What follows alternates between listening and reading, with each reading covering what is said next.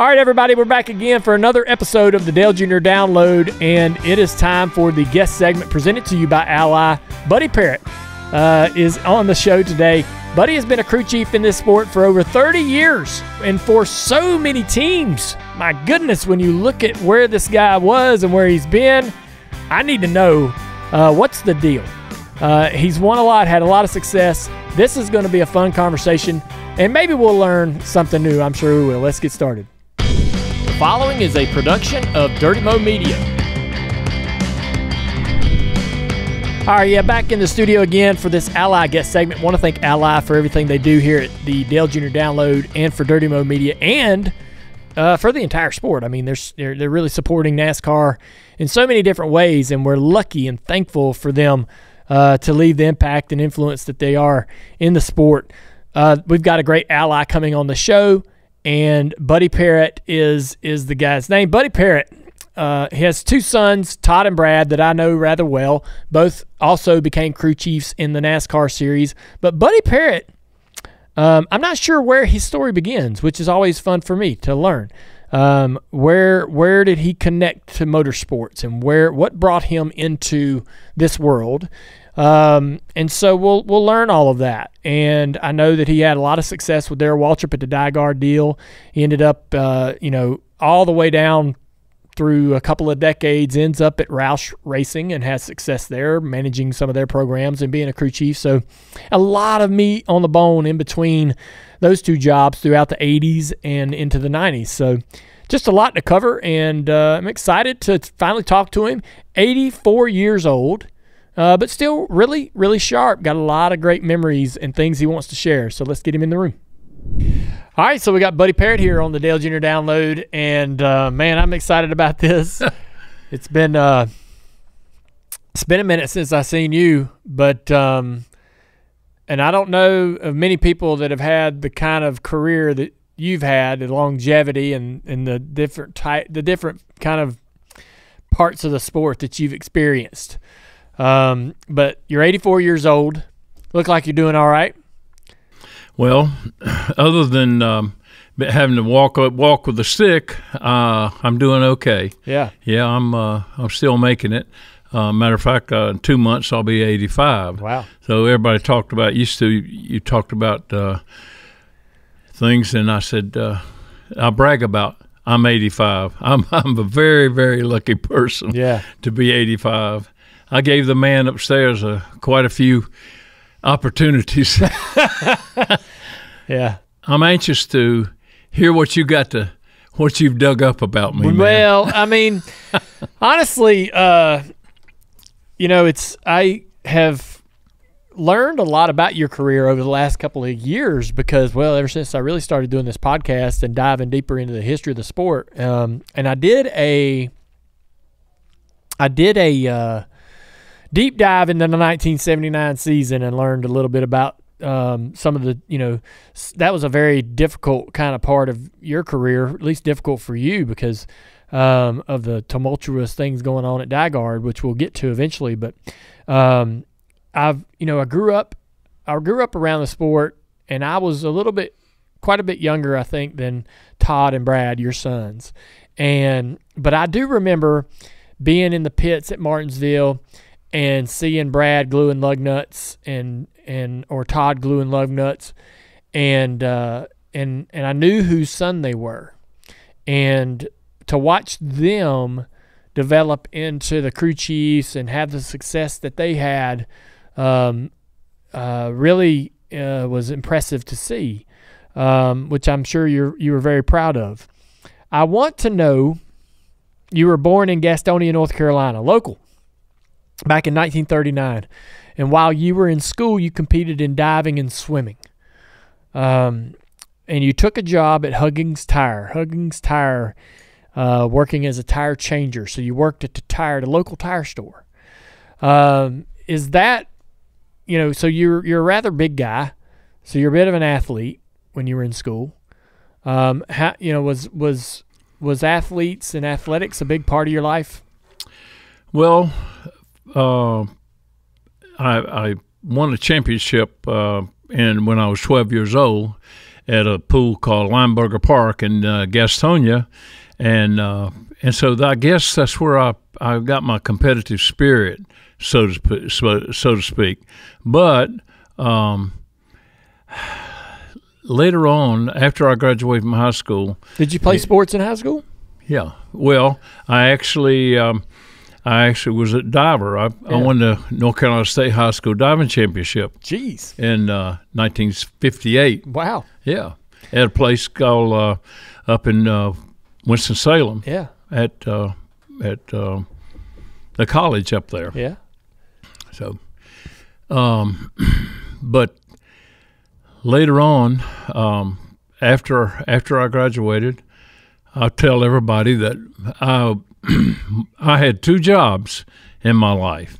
I was a glass mechanic at Pritchard Paint and Glass Company in Charlotte, and that led me to going to Salisbury, where Huggins Tire was located. Well, they were located actually in Thomasville, and I met this guy that was a drag racer, and one thing led to another, and I got the opportunity to go to a race in Birmingham, Alabama. Mm-hmm. So I go down there, and Is this a drag race? That was no, it was a NASCAR race. How did you get that opportunity? I was with Huggins Tire. Yeah, they had a car, or no, that was they were supplying the tires. NASCAR was running there. Okay, and they were supplying the tires. I got you. I didn't work at a tire store. I went straight to work with Huggins Tire, and Huggins, who was one of the 3 or 4 dealers in the United States. There you go. And so, after it was all over, Ross Huggins called me, and he said, "Buddy, would you be interested in coming to work up here?" I said, "Well, I don't know." He said, "I like the way you work, but I'll tell you what I really like about you. I like the way you party." And Ross obviously was a great guy, and so he actually gave me my start, and stayed there about 4 years. And you mounted and dismounted tires, race tires? 100 a day. Holy cow. We had back then we had two or three tire machines, and we'd go to Daytona, and we had the full field. And so, boy, I tell you what, you talking about working. My first job was stuffing shields. And what does that mean? Putting the interliners. Yep. Putting the interliners in the tires. Well, I kept putting that thing in. I mean, you had to be a real man to do that. And of course, I was popping them in there, and I kept hitting my elbow, my arm here, my forearm. Yeah. And that thing got about this big. So I got a big old bruise and everything. And Ross looked at me and said, "Well, what's wrong with your arm?" I said, "Nothing," because I didn't want to tell him I was hurt. So I got a piece of roll bar padding, put the roll bar padding around my arm, and just kept working. What a time we had, and that was a fun experience. Also, it led to knowing about tires, and I will get into that and tell you why that led to my next job. Yep. So you worked. So this puts you inside the garage. This puts you around NASCAR. This puts you around the industry. And to your point, working with tires. So what were you able to learn in those early days, mounting, dismounting tires, working with tires that would help you going forward? Air pressures, balancing, stretching, just a few little things that. But the main thing was date codes. Yeah. How to code your tires, and so we still. That's funny you mentioned that, because we still deal with date codes today. And still date codes, even at the grassroots level of short track racing, date codes is everything. Nobody wants an old tire on their race car. I don't care if it's 2 months old. Why is that important? Well, first of all, the date codes tell you what day, what month it was built, what year it was built, and what day, actually.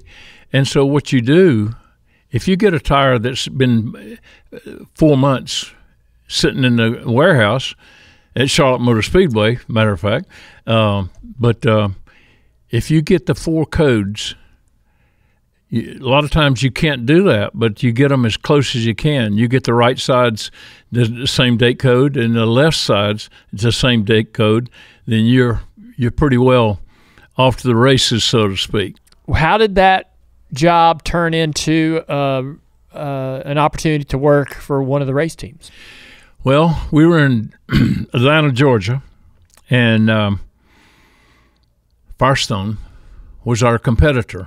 And back then, my competition, or our competition, was not the race cars, but it was about Goodyear and Firestone. Yeah.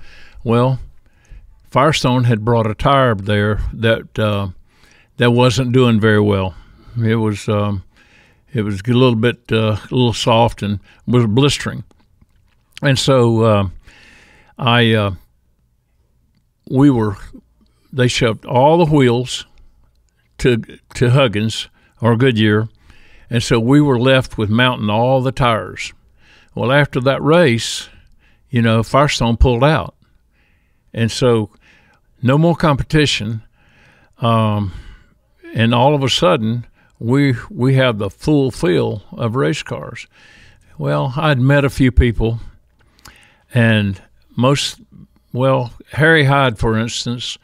Harry would always bring his wheels and stack them up in front of my machine because he wanted me to mount the tires.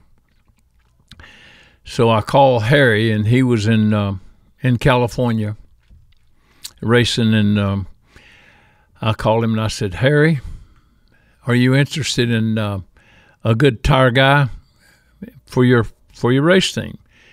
He said, "Yeah, you know one?" So anyway, that's the way he was. Yeah. I said, I want to go racing. I want to go racing. I want to be on a race car. He said, "Okay, go over there to see Tommy Johnson. Tell Tommy to give you something to do till I get back." Who's Tommy? Tommy Johnson was the shop foreman. Okay. He was Harry's right-hand man. Matter of fact, his name was Bill Johnson. Is this Have you ever heard of him? No. Well, Bill Johnson raced at Concord Speedway with the Hemi and the Pikes Peak car that we had and all that. So, is this the 71 K&K Dodge that Bobby Isaac drives back in 1970? That's it.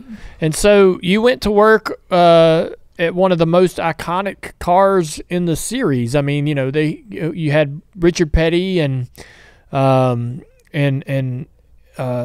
Allison and a couple of the drivers, but the 71 K&K Dodge was an iconic car. And Harry Hyde, I don't know if he had the reputation that he would develop at that particular point, but I mean it's a recognizable name as any in the sport.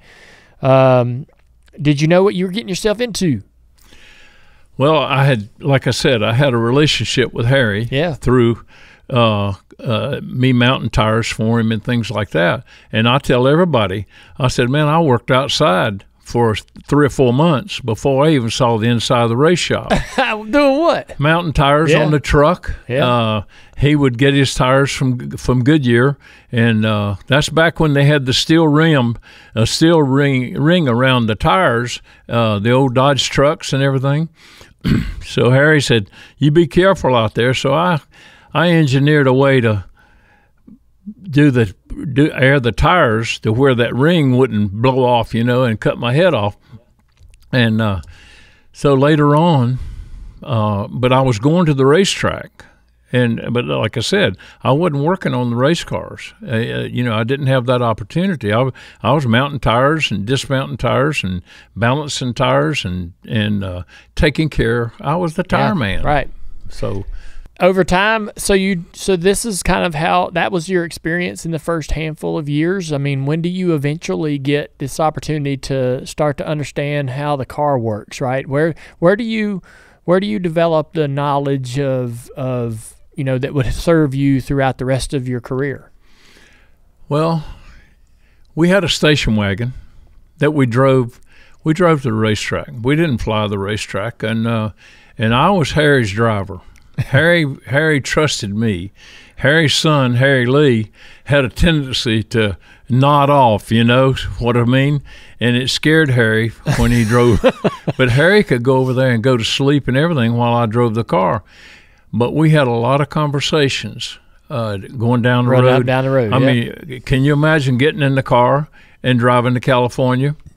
That's a lot of conversation, man. Right. And so I learned a lot from that man. He was my mentor. I mean, my setups, things I learned, I owe it all to Harry Hyde. So you worked with them through 1974. Why would you? What took you away from that? Well, that particular day, it's amazing how things pop back in your mind. That particular day, I was riveting brake shoes.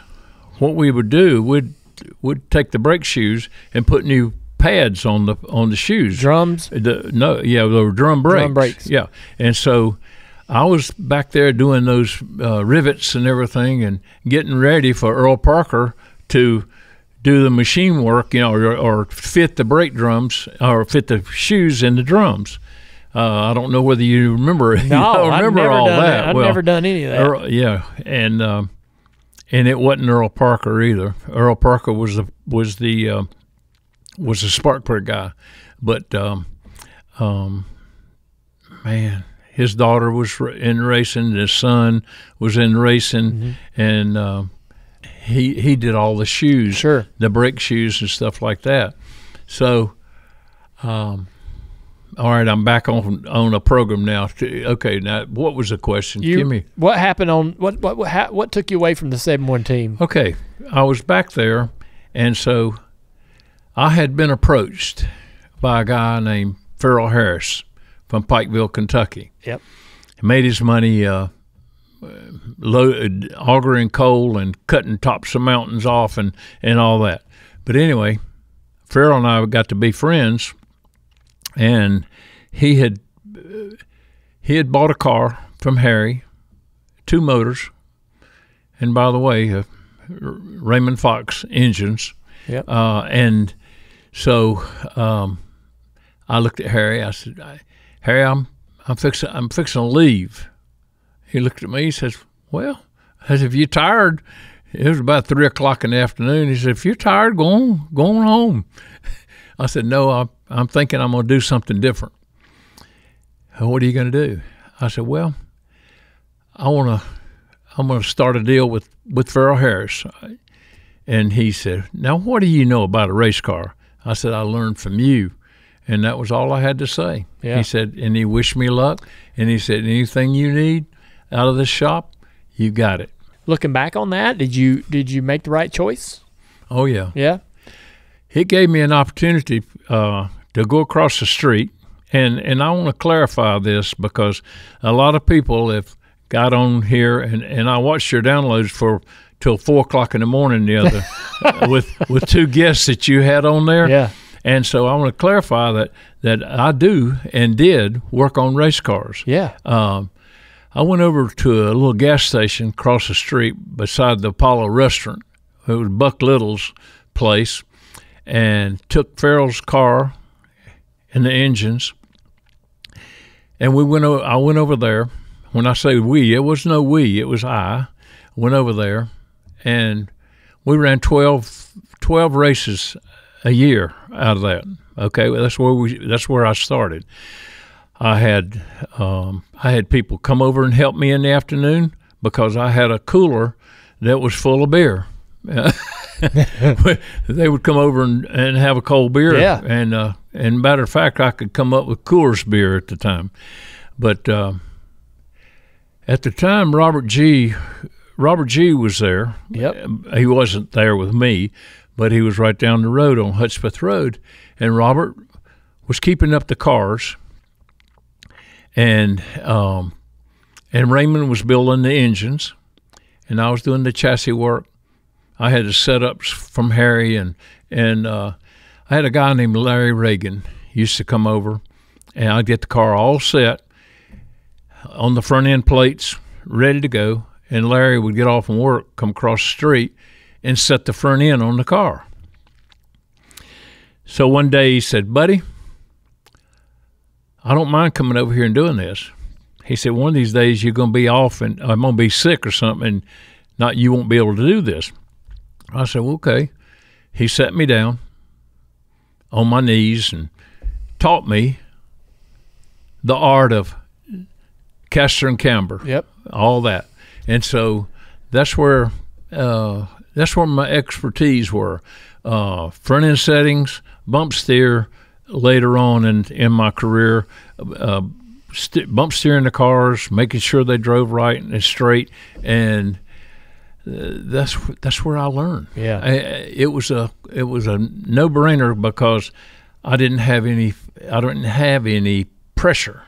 Okay, Farrell Harris appreciated everything I did, and I appreciated the way he drove the race car. We took a car to Daytona and out-qualified Harry.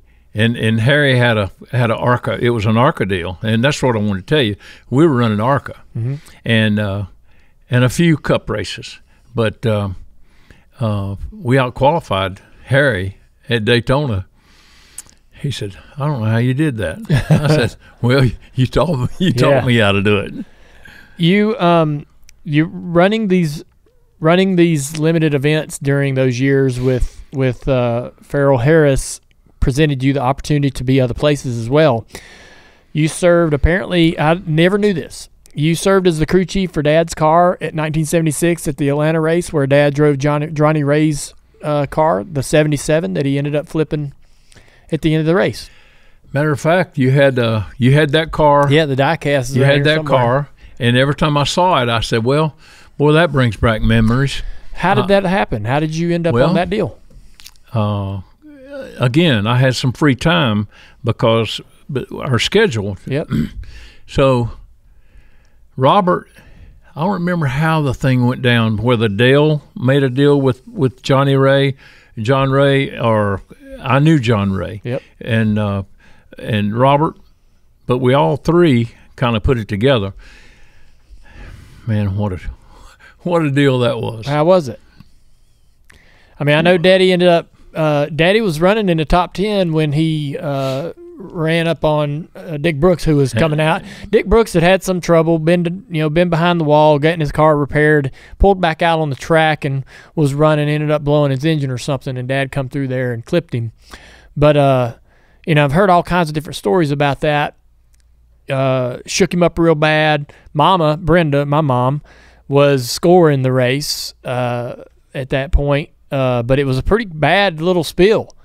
But do you remember much about, I guess, the weekend and how practice went or how Dad was, and how did you know much about Dad? Is this your first experience being around him? Well, first of all, I'd been around your dad quite a bit. Oh, yeah? Okay, so if I get off on this little deal, then I want to bring it back, yeah, okay? Yeah. First of all, Dale and I had a relationship through dirt tracks. Okay. Concord Speedway, Starlight Speedway, South Carolina down at Gaffney. Mm-hmm. Can I tell you a story about that? Sure. Okay. Well, we raced that number 17, and you had a door panel off that car. Yep. Robert G's dirt car? Camaro. Yeah. And so we went to Concord on Friday night. I think it was Friday night. And so the next night we were in Starlight Speedway in Monroe. All right, we finish up. I think we won the race at Concord, and the car wasn't tore up very bad. So we go to the shop, clean all the mud out, wash it down, pressure wash it. I guess we had a pressure washer then. I'm not sure, but anyway, we get it all cleaned up, and so reset everything. And your dad was there with me. Listen, he wasn't scared to get his hands dirty. And so we get the car loaded, and we're running a little late as usual. we loaded that thing up on the trailer and that stake-bodied truck, and I'm not real sure whether I was driving the truck or Dale was driving. Probably he was, because I'd worked all night. And so we're going down the road, and I want to tell this because tell you what kind of guy your father was. We're going down the road, and he looked over at me and says, "Bertie," he called me Bertie. That was my nickname. He said, "Bertie, you got any money on you?" I said, "Yeah, I got a little bit of cash." And so luckily I did. And so he said, "Well, I need some money to eat on." And I said, "Okay." So I said, "Well, I've got some money." I split it with him. I gave him $20. I think I had $40 maybe. But anyway, your dad, we're going down the road and we're getting closer. And I got to thinking, I said, Dale, here's the deal. If you don't get me in a fight tonight, if you don't run over Billy Scott, mm-hmm. you don't have to pay me that $20. Okay? He said, "Oh, okay." So we're in the race, the heat race, mind you. And who does he spin out? Billy Scott. Billy Scott. You will not believe the people that love Billy Scott. Yeah. And at that racetrack, they didn't really take good care for your dad, but they did. But anyway, man, I get down there and he's already unbuckled his belt, and he's in the middle. He's in the middle, sitting on the drive shaft loop, the tunnel, in the middle of the car, and people are swinging at him and throwing water bottles or maybe beer cans, whatever. And he's ducking. He's still got his helmet on and everything. And so about that time, I look around, and so I get there, and I'm pushing people out of the way. I see people flying through the air. I said, "What no?" Farrell Harris had been there, had come with me. Yeah. And Farrell Harris was a bad man. Yeah. Farrell was grabbing people and throwing them off the car. So if the moral of the story is, if it hadn't been for Farrell Harris, we'd have both had our ass kicked. No kidding. Yeah. So, needless to say, your dad still owes me $20.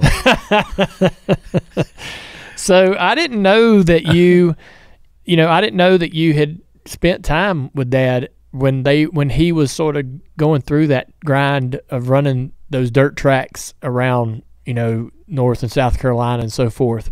I often wondered, I know that Robert G built that 17 car, and I know that Robert G Jr was probably involved in the car a little bit, but I never have really been able to hear about, those type of stories and what those weekends were like.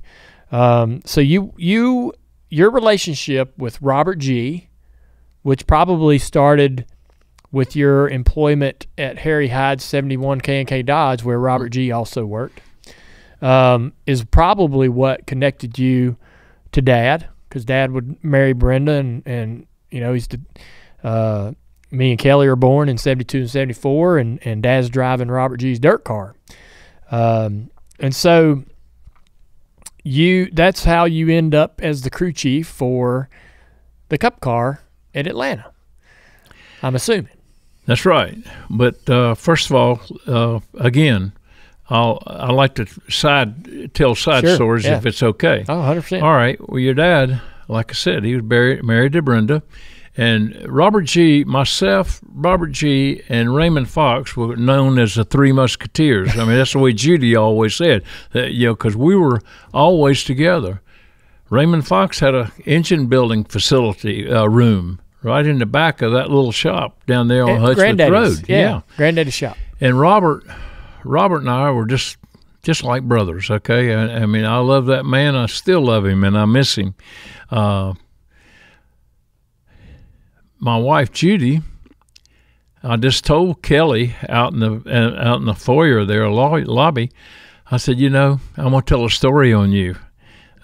Judy used to babysit Kelly, so Dale and Brenda, they'd go to the race, or they would go have a date or whatever. And so Judy was actually a babysitter for Carolyn. And so we go back a long, long way, okay? And there's lots of stories to tell. But we've only got about 4 or 5 hours? That's what we're about, yeah. No. But now,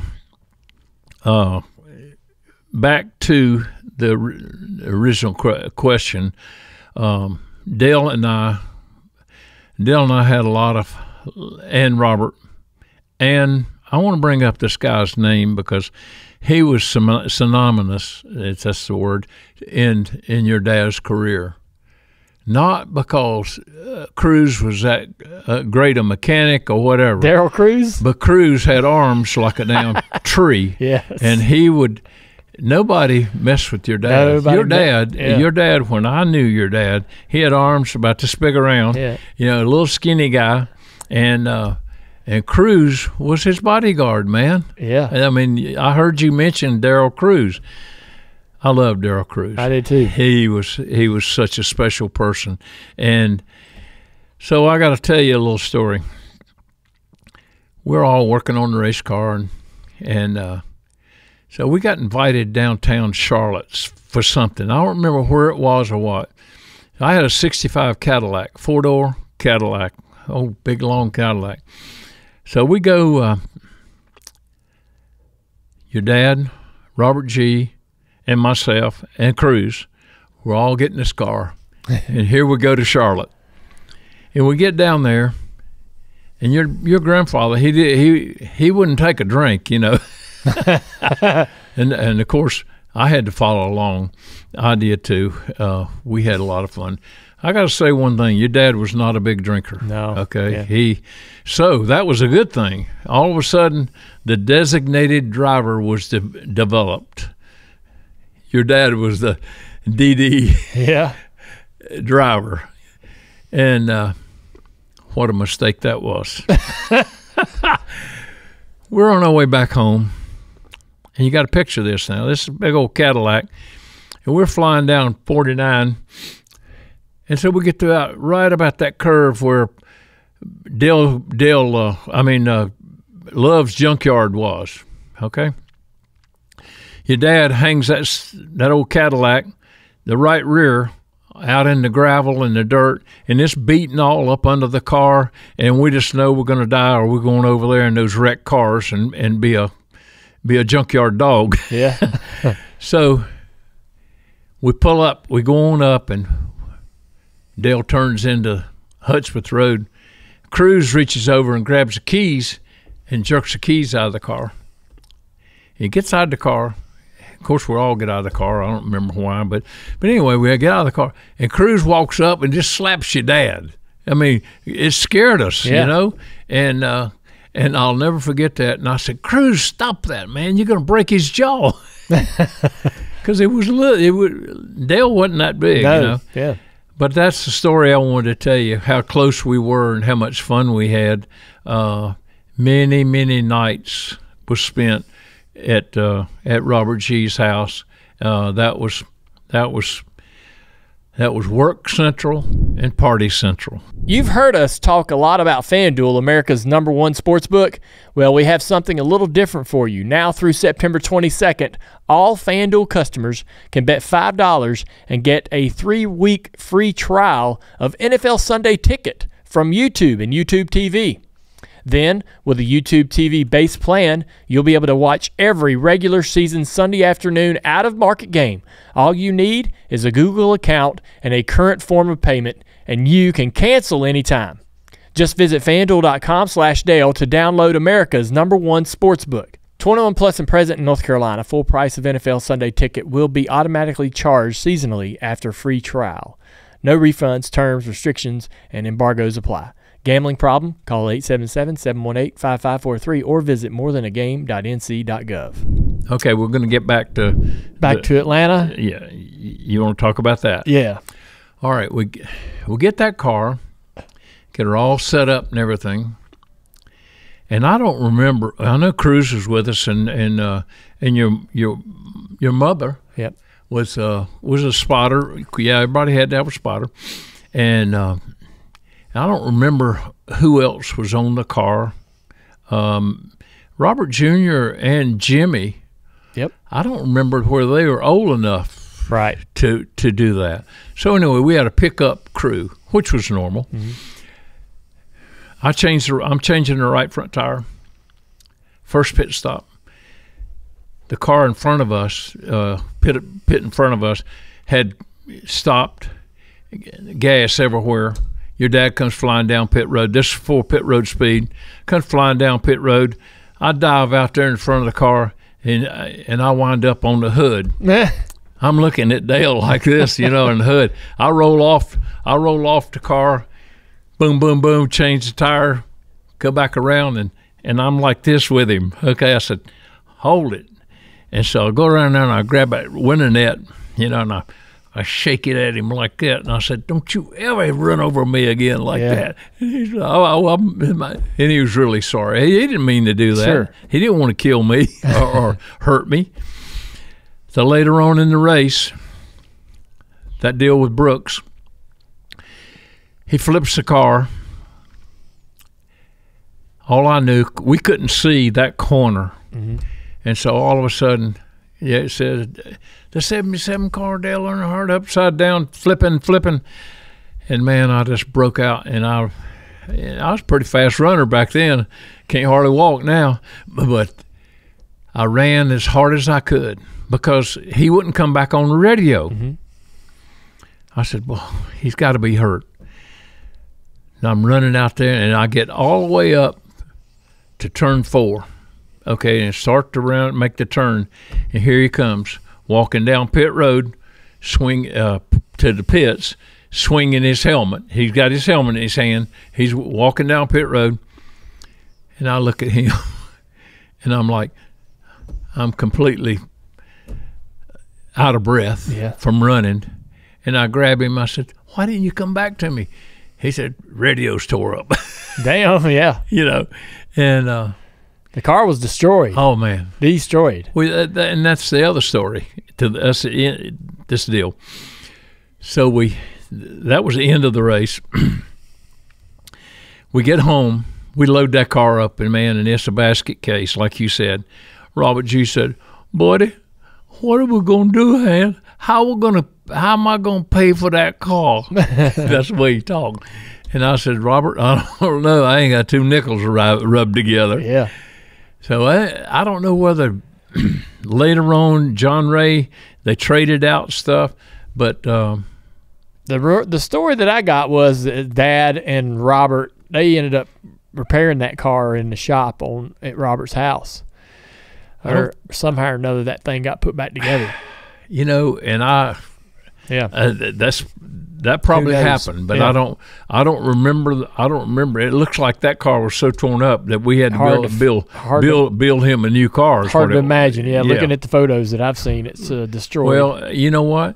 And I would like to say that that was a special time. I mean, that was a well-built car. Yeah. That was a DieGuard car. Yeah. Okay. It was.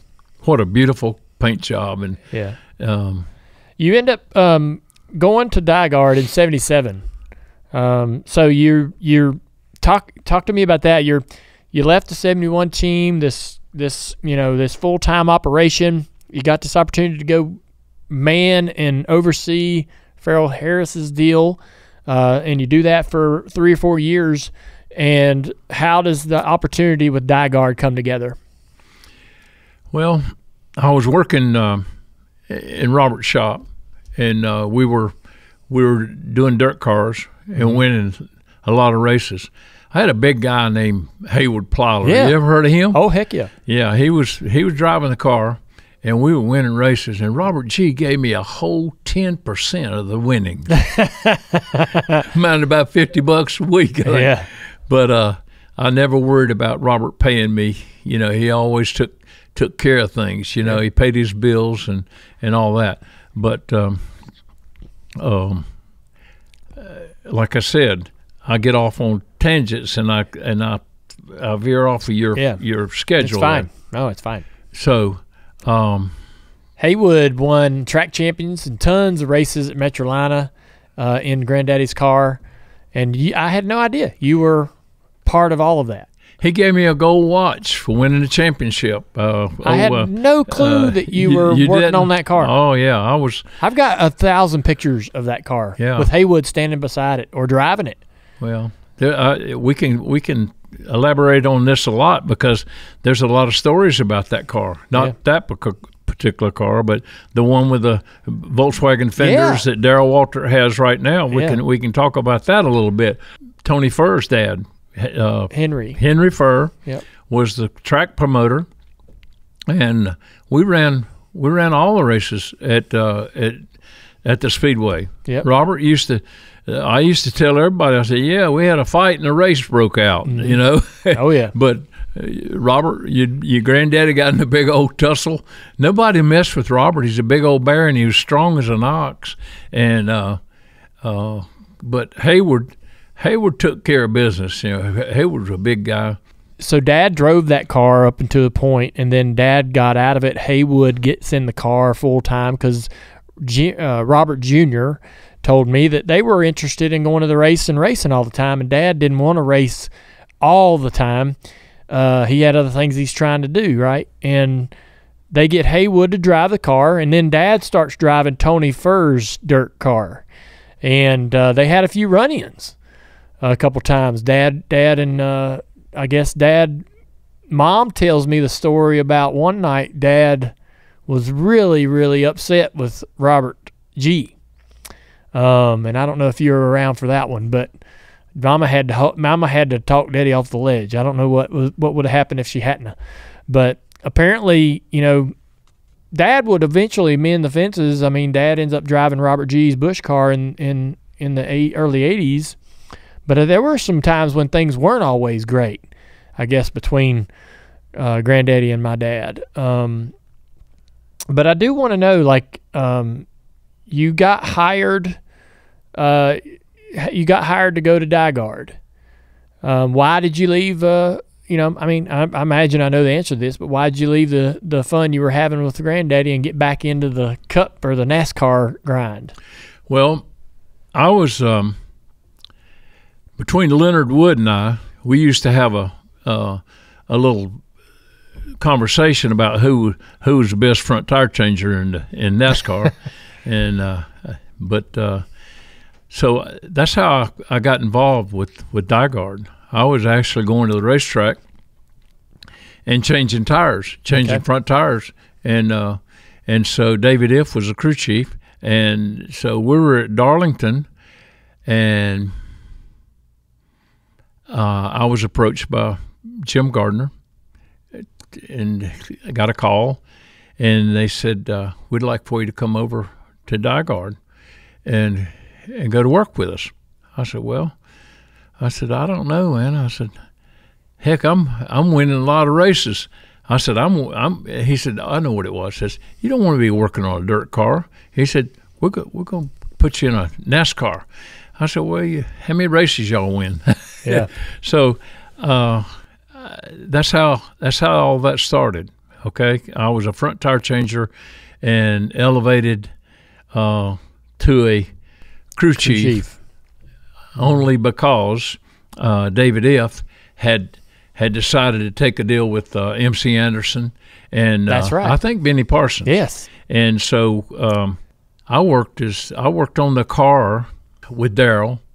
See, I'd met Darrell through Robert G and all that, and because he had built that 17 car, that's that right. Terminal Transport whatever car, you know. But so I got involved with Darrell. I was a car chief. Well, as Gary Nelson said, you get elevated. I was I guess the car chief. All I said was I was a front tire changer, man. That's all I knew. I had to actually win a race with Darrell before they put me up.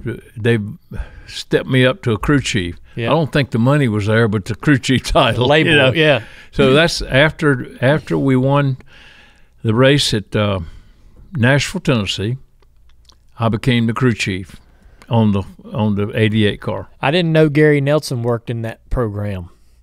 And Gary was on the show not too long ago and talked about, how much fun it was working together and being a part of that.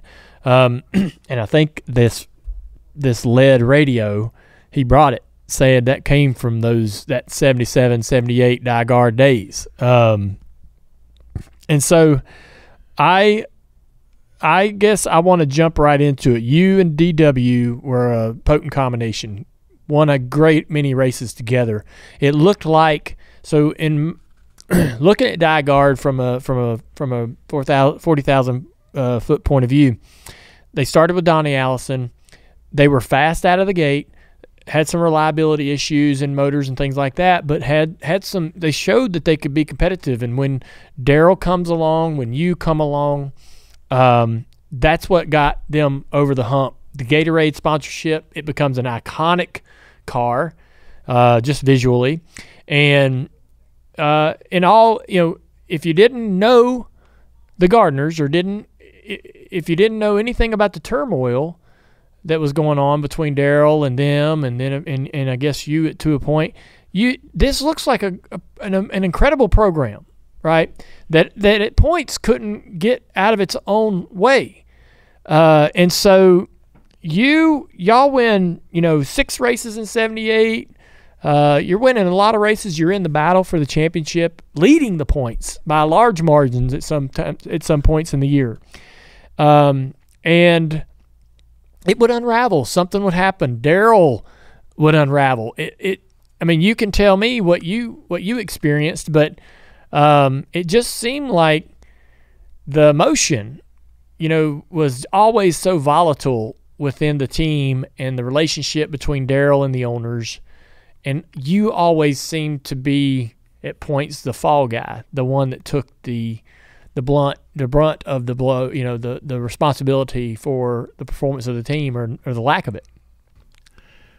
Well, I talked to my lawyer before I came on this program, and they told me anytime I wanted to, I could take the fifth.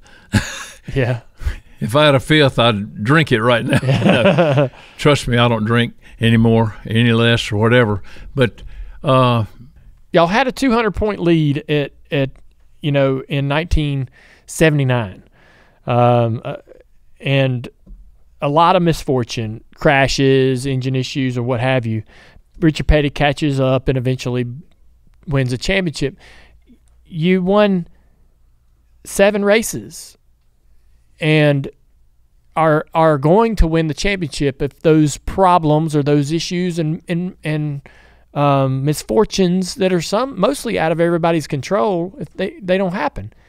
And then at the end of the year, you're fired. How do you, and then they hire you back. Talk to me about that. Well, why would you even go back? I guess maybe I'm the only one who's been fired and rehired. Yeah. That's the word. Man, we had a great team. Yes. Okay. It was a great team. To hear my dear friend Gary Nelson talk about it, I didn't do anything on the car. All I was real strong and I could put people around to do the job. Well, that was my forte. Okay. I knew if I could hire the right people and get the right assembly there, this was a no-brainer, okay? You let the guys that work on the cars, you hire them to work on the cars and do their job. Gary was fantastic at what he did, okay? Let me tell you something. Me and that guy, we would work on the car all night long, maybe for 2 days. Frog Fagan was a body man, and we would hammer on that car and fix it and do things to it, load it up with buckshot, whatever. But that's another story in itself that I don't really care to talk about. But we believed in Darrell, and Darrell believed in us. Darrell and I had a special relationship when he come to town. Which wasn't very often, but when he come to town, he would always say, "Hey, Judy, call Judy and see she'll fix us up some of those Frisbees." I said, "What do you mean?" He said, "Tacos." Judy would always make tacos. So we'd go have dinner, eat together and everything. And so we just had a great relationship. 78, 79, you know, maybe I became a little headstrong to a point where, you know, I'm here in the pits. I'm calling the race. Maybe Daryl's not believing in me. I'm all of a sudden I'm telling Daryl to please back off at a race at this coming up this weekend at Darlington Southern 500.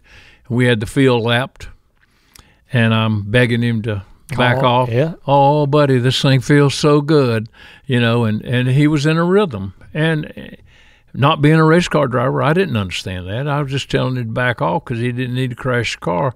Sure enough, boom, hits the wall and takes us out of the race. Well, that was kind of the first of many problems we had, and I won't get into that. Sure. I mean, I like to remember the good times. I understand. I like to remember the good times with Robert G. dressed up in that Gatorade uniform and strutting around in the pits and. All right, we won't have to get into detail, but so you and Daryl would get contentious. I had the same experiences with Tony Jr. and Tony Sr. I love them. They're my family, right? And I can say today that one of my biggest mistakes, if not the biggest mistake I ever made in racing, was taking Tony Sr. off my pit box. But I didn't know it in the moment. I can't go back and change it. But you would be released, and then you would be rehired in the same off season. So, I mean, I guess things weren't the bridges weren't burnt.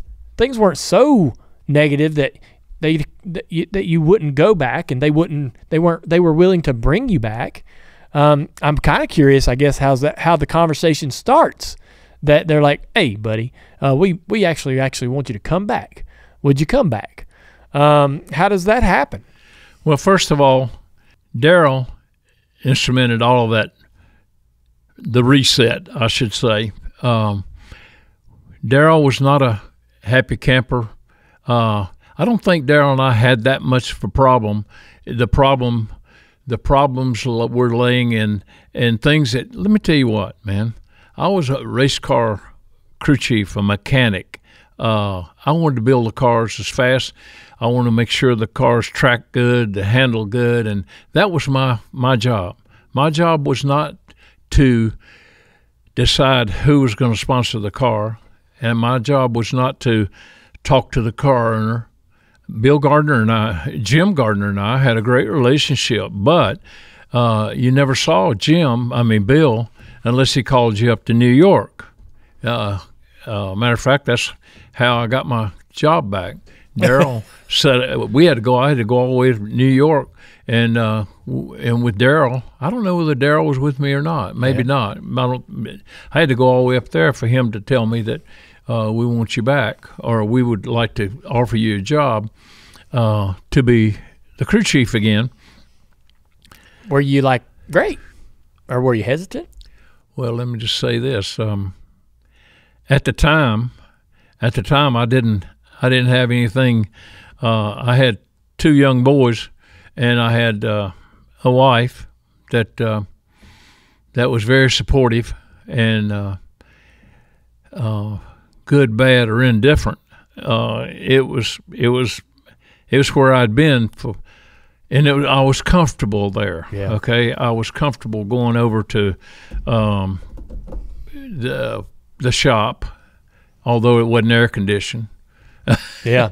But I took the job back. Yeah. Well, I accepted their proposal or whatever, and so you go ahead. We're up to. I came back. Yep. Now, let me tell you what we did. We went to Riverside and won the damn race. That's all we did, Yeah. you know. And then we won. I think we won 3 or 4 more races, 2 or 3 more races. And you want to know the demise of the? Yeah. Well, okay. Daryl, I'm gonna put the demise and the disharmony on the disruption and the frustrations over the contract. Darrell is not happy with ownership. He sees that he's being presented with different opportunities, other places he can go. I'm not sure exactly in 1980 when he might have learned that Cale Yarborough is moving out of Junior's car, and Junior has been now convinced that Darrell might be the guy to take that car. I don't know exactly when that happens, but I got to imagine that when the Gardners brought, they brought two, I forget the names of them. They brought two athletes that weren't even race car drivers to Charlotte Motor Speedway, and in the middle of the pre-race, before start your engines, they interviewed one of the Gardners, and he says, yeah, if Darrell doesn't drive, I'm looking at all types of people to drive our race car, and here's two guys right here I'm considering. They're not even race car drivers. One's like a football player, the other's an Olympian, and I'm like, what a circus that must have been. Well, that was before. I mean, that was after you left. Yeah, after I left. Was it building in the shop? Was there? Well, I think the 79 situation was. I mean, it broke my heart as much as it did anybody else. Robert Yates sat back there and rubbing his face and head and trying his best to build the best engines, and the thing that happened at Ontario was that we had an air cleaner that broke the vent tube off the carburetor and went down and shut the valve off, and so we were running on 7 cylinders. A lot of people don't know that. Yeah. But I guess the deal. You come back though, and you win Riverside, win a couple races. What made you say I had enough? You left it, I guess. I don't remember me saying I had. Well, enough. what happened in I June? remember. We had a what was his name? That was I called him a general manager, so to speak. He was working with Jim and Paul Lufkin. Okay, I'll mention Paul Lufkin. Paul Lufkin was a big part of good or bad, the good, the bad, and the ugly, I should say. But I just maybe when you lose interest in your operation, you tend to fall back a little bit. I know that Darrell was very unhappy, but man, it was a job to me. My job was to prepare the car for the race and to try to, be up on that pit box and to make pit calls and win the race. That was my job. I wanted to go get a hat in Victor Lane, So you were surprised when they came to you in June, said that they were going to make a change? Well, I don't know. I'm sitting in Ontario, California, and a guy walks over to the table, and his name was Richard Petty, and sits down. Well, I'm in a booth, I'm maybe having a cold one, whatever, relaxing. And Richard comes over just out of the blue and sits down with me. Well, it got back to the Gardners that I was actually sitting in the bar with Richard Petty, the guy that we were going to race. We were racing for the championship the next day or the next 2 days. Yep.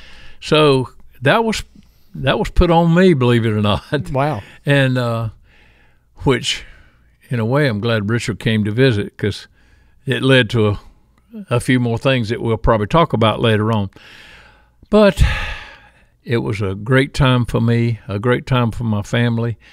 Todd and Brad grew up in racing and got to be around Darrell.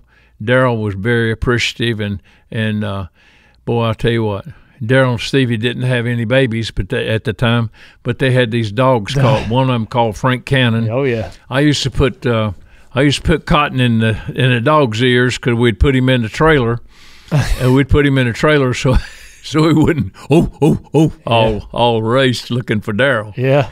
But he carried those dogs around. They were his children. He treated those dogs. I remember in the early 80s having them Basset Hounds. Oh, yeah. They were great. I'm trying to think. The one was Frank Cannon, and Frank was Darrell's father-in-law. But, while we're talking about things, I would like to bring up that about the things that I instrumented and was a part of that I was real proud of. Sure. We were running at a place called Martinsville, Virginia, and we lost an engine up there. I got pictures of it. There's pictures of Stevie standing beside Darrell, and that was a great picture. Standing beside Darrell, Darrell was inside.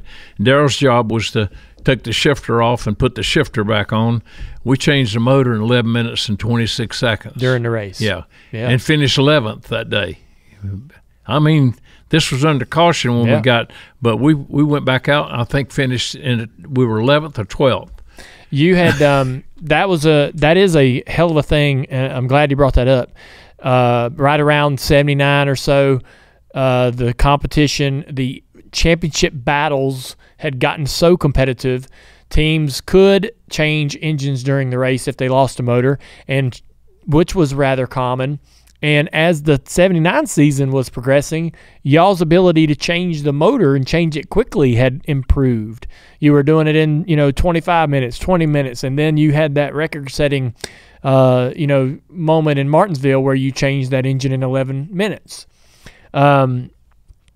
You must have spent some time back at the shop preparing for that possibility and being ready when that spare was needed to have that all happen as quickly as it possibly could.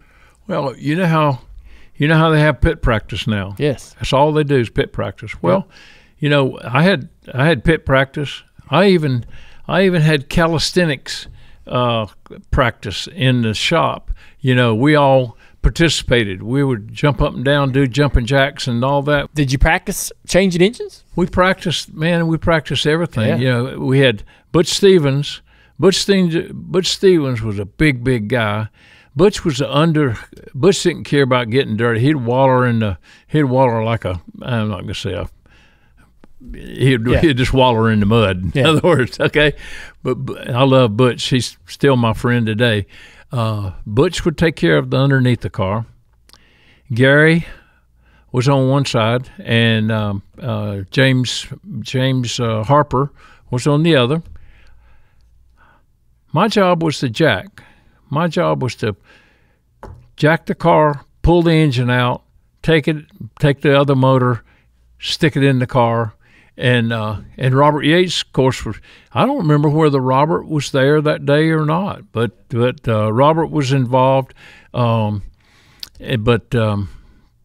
was a heck of a deal. Yeah. We got burnt, we didn't worry about it. We'd fix that the next day, but matter of fact, we were the reason they outlawed that.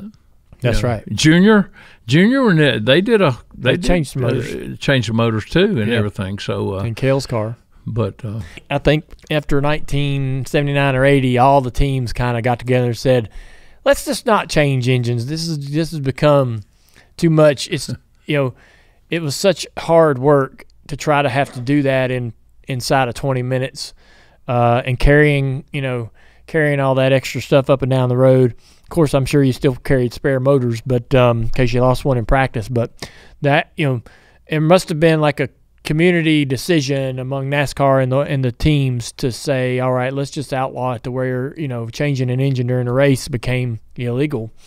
I want to know, okay. Once you are let go for the second time at Tigard, you go take a job working with Harry Hyde. A really neat outfit. They're still kind of young. They've just been around the series for about 3 or 4 years. They had Lenny Pond and then Buddy Baker, and you worked on the famed Gray Ghost. The Gray Ghost, in my mind, is the best-looking race car that's ever been in the sport.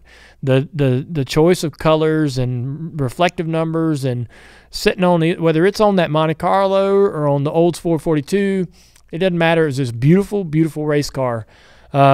We appreciate it today because of its nostalgia and its history. When you went over there to work on that car, how cool was it to have an opportunity to work there and be able to be a part of that team's success? Well, what led up to that job was that I was in Daytona with a guy named Ken Reagan. Oh yeah, and we actually that day was a big day for me because Ken Reagan outrun the Diegard car. We finished in front. Something happened to Darrell or whatever, Rick, I don't remember, but anyway, we finished in front of him. So I had my chest shut out. But Harry Rainier, I was really good friends with Buddy Baker. I mean, everybody loved Buddy Baker. I loved him. He had a good first name. But no, I respected him and his father and the whole thing. But Harry Rainier approached me and said, I would like to talk to you. And so I was offered, well, he asked me to come meet with Waddell Wilson, who I'm friends with today. We've done a lot of things together, riding motorcycles and things. But anyway, Waddell said, "Buddy, I need some help on this car." It was not a crew chief. Waddell was the crew chief. He was everything. The general manager, engine builder. Yeah. He was the whole program. Okay, but boy, did he have. He had some people. He had some people in that shop was unbelievable. You know, have you ever heard of a guy named Slick Poston? No.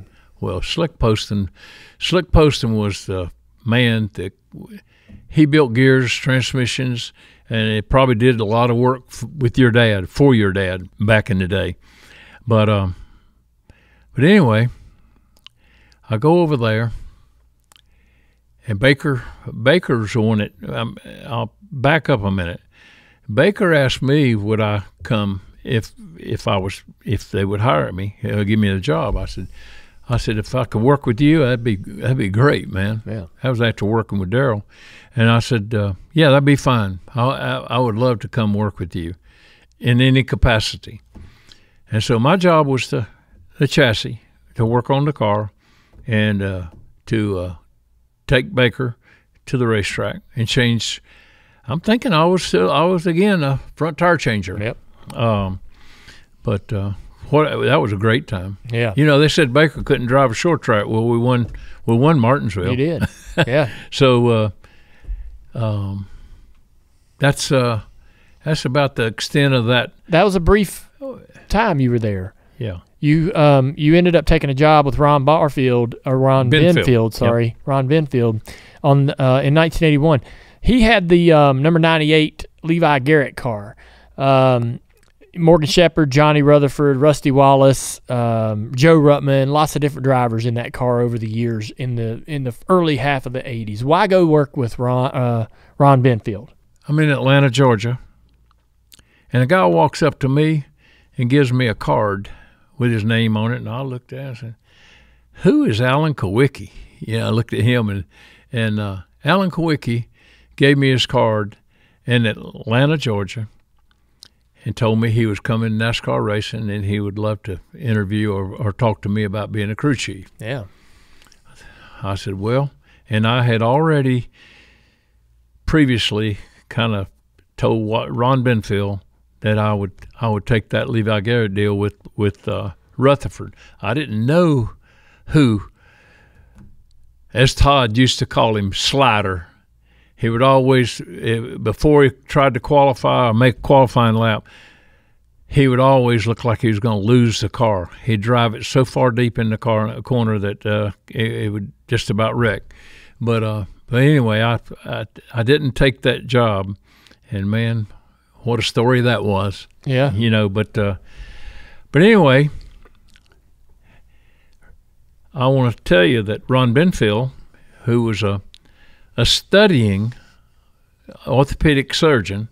He was into college, okay, and his dad owned a hardware in down in the eastern part of the state. Yeah. I can't think of the name of the town, but anyway, Ron Benfield and I, every time I have a little ailment, who do I call? Ron Benfield. So Ron and I are friends today, him and his wife. I invited him, he and his wife, Pam. I was given the opportunity, and it was really an honor to introduce Johnny Rutherford into NMPA, National Motorsport Press Association, Hall of Fame. Mm-hmm.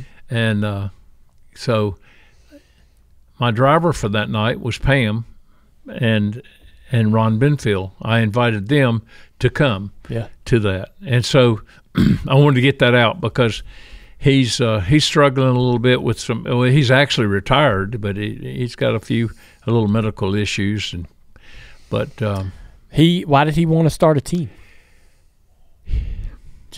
He just wanted to race. Here's what he told me. He said, "Buddy, I've got a company called Conwood Corporation, and Levi Garrett chewing tobacco." Well, I didn't chew tobacco, but he said, "I would like to talk to you about taking this team and going forward with it." So who do I call? Your grandfather. Robert G. Yep. Robert, I got this deal. I need a place to put it. I said, I want to rent your shop. Well, at that time, Robert had kind of backed off of dirt cars and stuff like that. It was an ideal situation, X amount of dollars to rent his shop, his equipment, the whole deal. So, and another thing, we had Raymond Fox build engines. Back together again. Back together again, man. So, anyway, we started that team. We had the Conwood people come. Johnny Rutherford came, and we had a car. Robert G. had put all the metal and put 4 tires under this car and supported it some way with a frame and everything, and had this car sitting there, and that's all it was. When they people came in and looked at that car. Yeah. Well, I'm going to tell you what. Your grandfather did a masterful job building that race car. It was beautiful. I don't know whether you ever saw it or not. Nutmeg brown and gold. Oh, yeah. And number 98, Johnny Rutherford. I remember when I was a little boy, probably about 10 years old, going out behind Granddaddy's shop, and there was a 98 Levi Garrett, maybe a Buick or Pontiac from like 83, sitting out back with the fender and nose cut off of it. And just sitting back underneath this shed that he had, a little lean-to behind his shop. And so I know he had a connection to that car, but I didn't know that I didn't know he built and put the body on the very first rendition of Ron Benfield's organization, that first car that y'all built for Rutherford. I know that car. Y'all would change the brown, and the car would be blue or white and yellow after the first year. But that very first car had that sort of darker brown on it. You did have a mix of drivers, and you ran a limited schedule. Y'all didn't run every single week, but you manned that program for 3 years before you would end up taking an opportunity with Mike Curb. Richard Petty was leaving his family operation to go drive for Mike Curb in 1984. Dale Inman and Richard Petty would split for the first time in their careers. Dale Inman would go work with Terry Labonte at the Piedmont car for Hutchinson Pagan, or not Hutchinson Pagan, but Hagan. Mm-hmm. And then Richard Petty needs a crew chief. How do you get the call? My sister Jackie and Jody started this whole souvenir business that everybody is so it's amazing how much it's grown and everything. There were 2 people. There were a couple trailers out there. One of them was the Little Red Caboose, I think this guy had, and a couple others. But Jackie was doing the souvenir program for Richard, and Jody was going to the racetrack with them, and so here we go, man. We got the whole Parrott family in NASCAR, and so Richard, I don't know, somewhere, and I may be wrong, but I can tell you that I've heard this, that Richard said that there's not but one crew chief out there that I want other than Dale Inman with Buddy Parrott. I got a picture of us going to the press conference and doing the press conference and all that, and announcing deal. That I was going to be the crew chief and all that. But boy, little did I know what that program was going to entail. Well, there was a lot of things. You know what? Was it a brand new team? It was a brand new team because I was able to hire all the people. I was able to building all new cars, whole thing. Well, the only car we had was a Daytona car. Okay. And I'll tell you a story about that. You know, there's some things behind the scene that went on that a lot of people don't know. That Butch Mock and Bob Rahilly were involved in that deal to start with. Oh. Okay. I was going to go to work with Bob Rahilly and Butch Mock at their shop. That's the way that thing was going to work. I didn't have a building to work in or anything. You were going to use their building. Yeah. This is Bob Rahilly, the Butch Mock with the 75 car, that light blue car. Beautiful car. So they have a shop. You're going to run out of that shop with Richard? Exactly. Why does Richard think that's better than what he'd been doing with Dale Inman? I mean, not take you out of it, right? Why is he going to leave his family team and go run for Mike Curb and this operation that he doesn't? I mean, he's Richard Petty.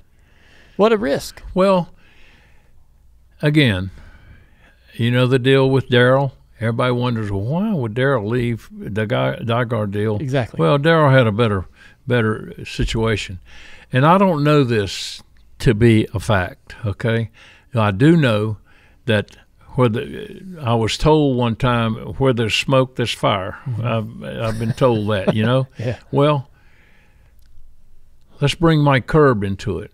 Lieutenant Governor of California. Mm-hmm. Let's bring a guy named President of the United States called Ronald Reagan. Yeah. Okay. Politically motivated situation. I got you. That was the whole deal. Really? Okay. And another thing, have you ever heard a guy named Mike Murdoch? Yeah. I mean, not Mike Murdoch. What was Murdoch's name? Bought Cannon Mills. I don't know. Yeah. Okay. But all right. Well, you need to fish for Murdoch. Yeah, Murdoch. Yeah. Okay. Murdoch owned Cannon Mills. Okay. He was a supporter of Mike Curb and Ronald Reagan. Yeah. So it was our deal, not my deal, but it was the situation that we're going to get Ronald Reagan elected to the presidency of the United States. Okay. And Richard Petty's going to have to do that? Yeah. Wow. Richard Petty's the man, you know. Right. I mean, don't you know that? Yes. Going for 200 wins. There you go. Well, let me tell you. So we go to Talladega. We had Gary Nelson, the 22 car with Bobby Allison, and Richard Petty with the 43 car. All out on pit road, me holding up a banner, go Reagan, you know, blah, blah, blah. And a media event. Who won the election that year? Ronald. That's right. Yeah. And who came to Daytona Beach, Florida? Ronald Reagan. That's right. Now I want to talk about that a little we're there. Okay, all right. We go to Daytona. I mean, you ask why Richard left. I think Richard was offered quite a few situations there, and but it was happy times for me. You know, I had my sister out there selling souvenirs, and Jody was out there, and Todd was doing the tires. Todd was doing the tires. That's another thing. You know, Todd and Brad both became very good tire guys, Yeah, and then crew chiefs. But it's 2 months from Daytona. I had the car that Richard won the races with. It was his speedway car. All right, so we go. We didn't have a place to put it or anything. Richard called me, and I'm thinking it's Christmas or maybe Thanksgiving, but one or the other. He called me and says, "What your boys doing?" And I said, "Well, we're sitting here having dinner." He said, "Well, you get through dinner, I want you to go over there to Raymock." It was called Raymock, and I want you to get that car and everything on it, everything over there that belongs on that car, and bring it to Level Cross. Okay. I said, all right. So here we go.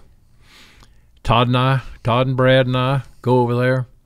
We load up stuff, and I don't know, the way the thing was going down, I'm not real sure that Butch and Red Hoodley wasn't happy. That I don't know whether they were happy or just, I don't remember. Right. I didn't get involved with that. Sure. Again, my deal wasn't getting sponsorships and stuff. It was getting the car ready. Yeah. And so that's what I told Butch and them. I said, man, I was told to do this. That's what I'm going to do. Yep. I took the car in a sandblasted state that we sandblasted the car and took all inside out everything, took that car down to Level Cross. I said, I took that car down to Level Cross, okay? We bondoed it up. We painted it and brought it out of the shop. And I sat there. I don't like to use I, but I didn't have anybody but me. So it is I. I did all the oil lines, redid all the oil lines in the car, and prepared the car for the engine. And guess who sat there and watched me the whole time? Who? A guy named Lee. Lee Petty? Yeah. Really? He watched me. He'd come out there every day and spend time with me. Yeah. And so that was very good. Yeah. I wish he'd helped me a little bit, but I was cutting oil lines and doing oil lines and stuff like that, getting this car ready to go. And guess who was working his you-know-what off in Kannapolis, North Carolina, getting our shop ready. Now, this hour now, because I got David Oliver with me. Oh, yeah. Okay. My uncle. That's right. Yeah, but married to my Aunt married Kathy. to your aunt and married to Kathy. Yep. All right, so David called me one day. He said, well, they're fixing to pour the floor. I said, they are.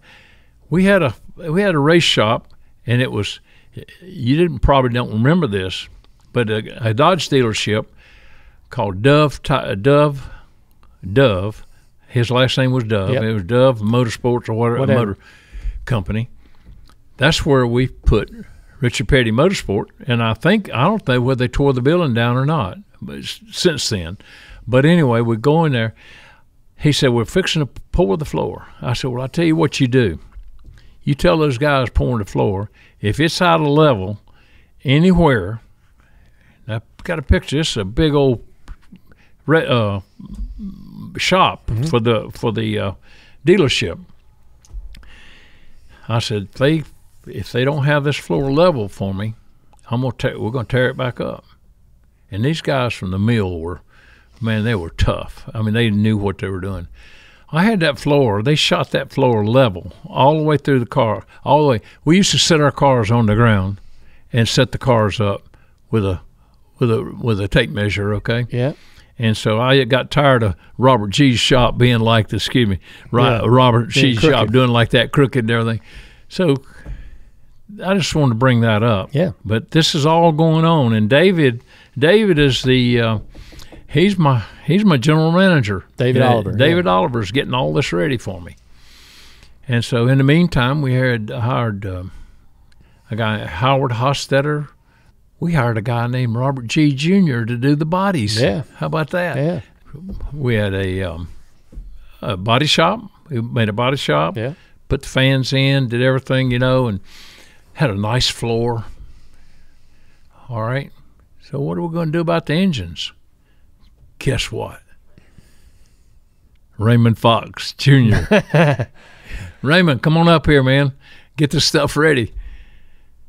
Richard called me one day. Well, I forget what, maybe one day or whatever. But so one day he said, "We need to get something going on these engines." I said, "What do you mean?" He said, "I came up there and said, that Fox is he's building a motor on a kitchen table." I'm gonna tell you what.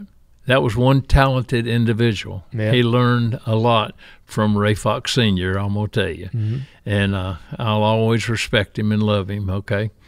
But so we get all this put together, and we got the pit crew, we get the pit crew, and we get these guys and those guys, and that's how all this happened, man. Yeah. We got one car we're going to Daytona with, but I knew I had the best race car driver in the world. For the first time, I can tell you that I went to the racetrack and I never worried about a backup car. We didn't have any backup cars, okay? Yeah. Because I had Richard Petty driving the car. Yeah. All right? Take us to the July Daytona race where he wins his 200th win. This is the same car, I imagine. And Ronald Reagan is there. It's a big deal. Everybody, I was there, probably 10 years old. Yeah. I remember everybody talking about how Ronald's going to come into the race.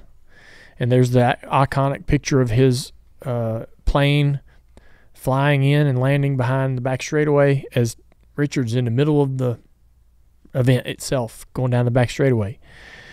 Just a classic, iconic moment for the sport as him and Cale are battling side by side to the caution. Ken Reagan, coincidentally, is in that photo as he's getting lapped. Sorry about that. Yeah, y'all win the race. And the funny thing about it is that premeditated was this big giant tent in the infield. And I guess whoever wins the race, Cale Yarborough, Richard Petty, whoever is going to eat with the president in this tent. And I remember being about 2 tables over. I remember being 10 years old and looking about from here to that wall over there at the president of the United States and Richard Petty. And all of us, there was this tent that probably held about 200 people maybe. And it's full of long tables. And we all sat down with a box lunch from KFC. You have to remember that, right? I got to have a drink a minute. But I just remember all of us eating KFC chicken with the president. What a story! Yeah. All right, let's do the race. Let's do the race. What was happening during the race? Yeah. And then let's do the Ronald Reagan thing, okay? Yeah. Well, I'll answer your question when you may have to feed me back. We'll get to Daytona. We got a beautiful race car. Yeah. Dayglow red and blue, 43. I got my chest stuck out. I'm Richard Petty's crew chief. You know, I tell Dale him, and I said, "Man, you wasn't nothing." Dale's such a good friend of mine, and what a job he did with that program. And sure, I'm glad he's in the Hall of Fame. I helped put him there, by the way. We'll touch on that maybe. I helped put you there also. Yeah. I'm on the voting committee. Oh, really? Yeah. But anyway, we get to Daytona, and this car, NASCAR does not like this car. But you know what? I didn't worry about it because, hell, it was Richard Petty, man. Yeah. They're not going to keep us from racing. Robert Yates built the engine, and trust me, it was the biggest damn engine you ever saw. Just kidding. I used to tell Robert that, and he said, "Buddy, don't say that on TV." Robert's gone, but he's never forgotten. Okay. Yep. So the motor y'all won in July 4th. July 4th was it a Yates engine? Yates engine. Yeah, very cool. The race morning. Yep. Robert comes over to me, he looks at me, he says, "Buddy, I got something to ask you." He said, "I know what you're going to say. Bill Gardner sent me over here and told me I need to get that motor out of that car. And I looked at Robert and I said, Robert, let me tell you something. You're my friend. Well, we'd had an issue at one time in our life. I said, but there's not enough people in this garage area that can come and get that engine out of that car. So you might as well go tell them, no go. Yeah. He said, I thought that's what you'd say. He laughed. We went on to win the race. Yeah. We went on also accepting people saying, oh, Robert, they built a big engine and blah, blah, blah.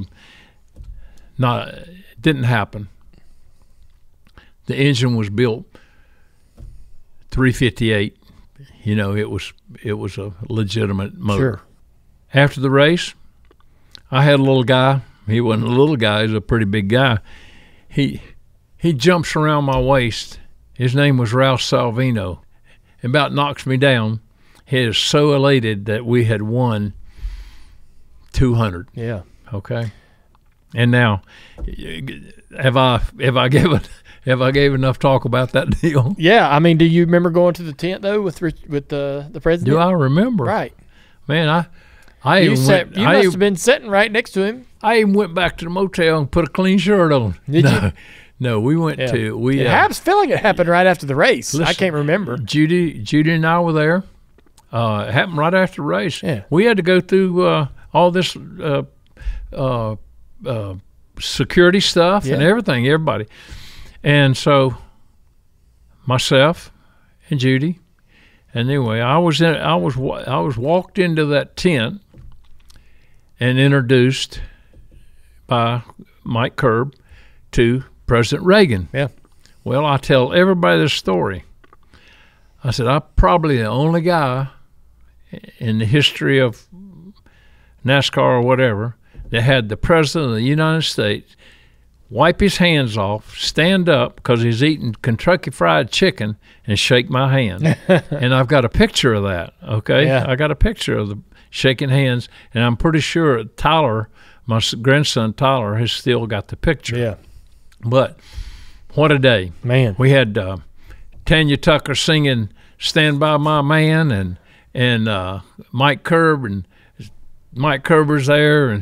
And by the way, what a nice guy. Yeah. Did you know Mike Curb? We're going to talk to him here. Are you really? He's coming to the table at some point this year.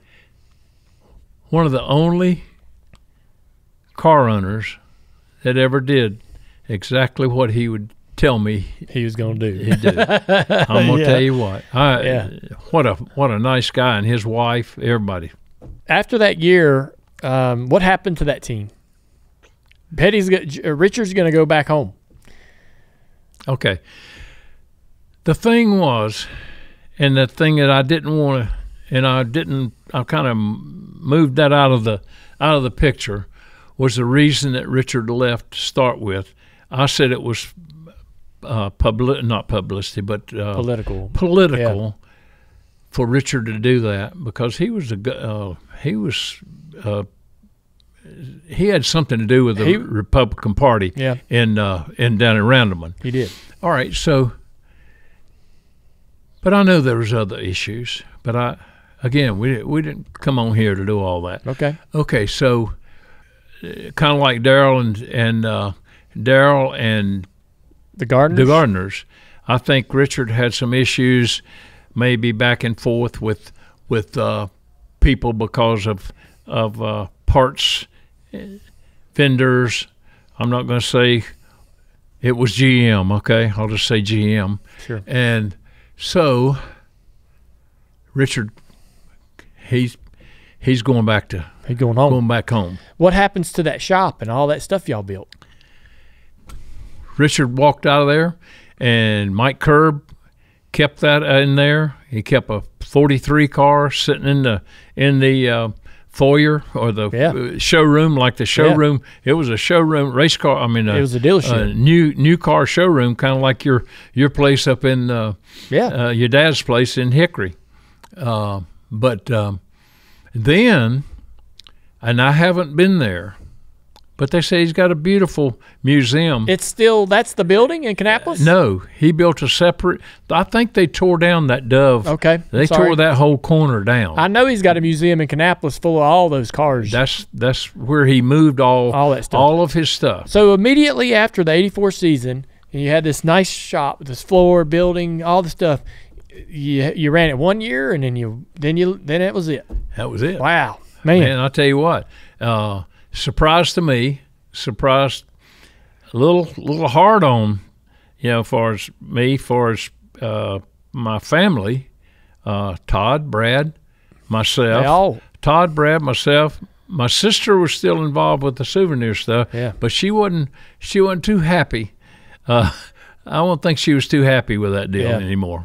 She loved her brother. In '85, from '85 to '87, you worked with Tommy Ellis, and this is at the Freelander car. At 18, that was a new team. Yeah. I can tell you about that. Yeah. A little story about that. Sure. Freelander car. Yeah. One of the prettiest cars you ever saw. Good-looking race car. Man, we go to Daytona and test. And, you ever hear Baker famous words was 2010? Okay. Yeah. Back then it was 207, 206. Baker come on the radio one time and says, he just run 2010. But anyway, our practice speed, and I tried to get it up on Google, and I couldn't get it. But it was in the paper, in a Daytona paper, or maybe the scene, that we had a practice lap of 212 miles an hour. Yeah. At Daytona. Yep. Okay. During testing. Sure. I remember that. Okay. And man, was that car cheated up. Again, here goes your grandfather. That's when the Aero Coupe was developed. Yes. They put because they had that notchback glass was terrible. Okay, they had the Aero Coupe, and all we had was the back glass. They had no trim or anything. And so I'm waiting. We want to paint that car, do everything. So I told Robert, I said, Robert, get that glass. Let's fix that. Let's put that glass in the car. Well, buddy, you don't have all that trim. What? I said, we don't need it. We're going to Bondo it in. We Bondoed that car, the back glass. That was the slickest race car you probably ever see, along with a few other little items that I learned something from Richard with chassis setups about what engineer. He was maybe not called an engineer at the time, but a guy named Warren Prout was probably the smartest guy I'd ever been around. Warren Prout was the one that did all the engineering, steering geometry and stuff like that for Richard. And so I learned a little trick about what you do to the front wheels at Daytona. And Gary Nelson mentioned a guy named Steve Peterson the other day. Did you know Steve? I know the name. Steve Peterson was actually working at Dygard with me. Okay. He was the one that I said, Steve, we need 6-8 horsepower. How can we get it? And this Steve Peterson made me an alternator. Okay. That turned the water pump. So what does that tell you? The engine didn't circulate the water in the water pump. I mean, in the engine. Yeah. So that was 6-8 horsepower. Wow. Okay. Yeah. And today, these cars, they cut the impellers down in the water pump and do all kinds of stuff. See, again, I had the best teacher of all. His name was Harry Hyde. Back to the shot, Gary sat here. We were doing bags of shot in our race cars in 1968, 69, 70, okay, with Harry Hyde. Sure. But we had 200 pounds in it, okay? Yeah. And we had a hopper built by Tommy Johnson, put it in the driver's door right there, okay? That's another story. But, okay, so where were we? So you end up going and working with the Freelander team from '85 to '87 with Tommy. Right. Okay. Go ahead. And so you went up there. You thought it was a great team. Tommy would drive the car for a couple years. I think Dale Jarrett got in it. I don't know if you were there when Dale Jarrett started driving the car. You worked with Jocko Magiacomo. Jocko Magiacomo would start. That name? Yeah, it's a crazy name. And he would start a handful of races from 87 to 88, famously involved in the crash with Bobby Allison, the career-ending wreck in Pocono. But how did you end up over there? Boy, I'm going to tell you what, man. Y'all done your homework. Well, yeah, I mean, it's not easy. It's not hard to find all Jocko Magiacomo. Well, I'm going to tell you something. His dad was a race car driver. Okay. Yeah, and I got involved in that was 85. Yeah. Okay, and 84. I wasn't going to Randleman, and so my deal was gone. Yeah. Okay. Here I go again, old Big Bud, looking for a place to land. Yeah. And back then, Dale, I'm gonna tell you something. It wasn't hard. It wasn't hard to find a job in NASCAR and racing, okay? Because we didn't have the people that are involved in it now. Yeah. We didn't have the northern contingent. We didn't have the West Coast, Yeah. mid America. So anyway, Jocko was one of my programs, okay? So I had Jocko, I had Jimmy Jinks, I had Ken Reagan, Eddie Beerswell. Eddie Beerswell was driving the Jim Jinks car. Yeah. Okay. So here I got 4 teams I'm working with. Yeah. Okay. Part-timers. Part-timers. But you filling up a year doing that. I had a white truck. I got from Ken Reagan. I had my front end plates, my front end stick. You probably never saw. I should have brought that front end stick and give it to you. It'd be a bunch of history. Yeah. Okay, I got a few more little items I might let you have for history. The soaking machine and and a few other bump steer gauge. Yeah. But anyway, that Jocko. Jocko was one of my programs. Sure. That I would go to the shop. I'd set the cars up. Okay. My job was to set the cars up, go to the racetrack, and call the race. Yeah. And that's all I did. Sure. I didn't have to go day to day, but I'd drive my truck up there, fix their cars, meet them at the racetrack, and that was my food, my room, and X amount of dollars a day. You ended up after the wreck with Bobby. You parted with that team. You chose not to continue that relationship. Is that true? Well, it was not like that. No. It was they decided. Oh, okay. I'm gonna tell you what a family they were. Did he decide? I mean, was he? Go ahead. He was a part-timer just having fun. He was a road racer. Yeah. Okay. He would have done great in the way the thing is today with the road races. But did that wreck affect him emotionally? He's big time. Yeah. Big time. He and his family, and it actually took him out of business. Oh. It actually took him out of business. And thank God it didn't kill Bobby. Yeah. And could Bobby and I we've had our issues over the year, mainly because of Daryl. Yeah, for sure. But I'm friends with Bobby, and God, I hope he lives as long as I do. He's hanging in there. I know it. Coming into the 90s, you would work with Derek Hope, who we just had on the show recently, and Bob Wickham. Bob was cool. I was great friends with his son Mike. Still am today. I just talked to Mike today. And you win the 1990 Daytona 500. The body on that car put on by my uncle Robert G. Jr. and Robert G.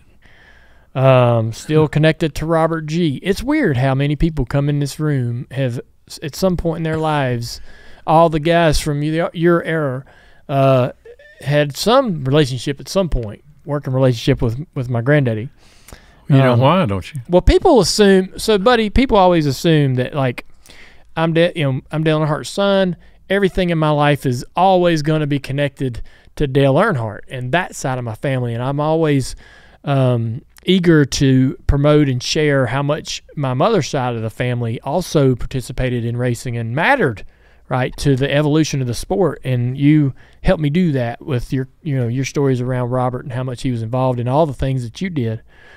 But you ended up building a brand new team again with Bob. That was my forte. Yeah, it was. You put incredible people around you in that shop. Me and Derek just had this conversation, and you win the Daytona 500. You basically took Derek Cope down there, who had only a handful of starts, and kind of coached him through the whole process about what you wanted him to do, and set him up for that success. And he was in position to win when Dad has the troubles he has. There you are. You end up going to Dover and winning another race in the same season. And Bob, as we know, the Pure Later deal, and Bob, it was difficult financially, and the deal would end up coming apart. But it was probably something I think you're very proud of. You worked with a lot of different drivers through 91, 92, Buddy Baker, Ricky Craven, different people. You joined Penske Racing, reuniting with Rusty Wallace, working with your son Todd in 92. And over the next few seasons, you won a lot of races together. It's sort of like proved all over again that you were more than capable of doing the job. And then again, you would go to Diamond Ridge Motorsports. You would leave Penske, a winning organization, drop down to Diamond Ridge Motorsports and work with Steve Grissom, and then go back to the top again to work with Jeff Burton and be his crew chief over the next 2 seasons. You became a team manager at Roush, and then eventually retired. The ebb and flow of your career, if you were to chart it from beginning to end in like team performance, not so much how you ran on the track, but like you would go from a big team to an upstart, big team to a brand new team, young driver, big team, established driver, and you won when you were supposed to win. You won. And then you won when you weren't even supposed to win with Derek Cope and other situations. It's really fascinating to me. I guess what's fascinating is you were talented enough to just be in one place. Like find that A-class operation and just be. But you were, what was it about these upstarts and these new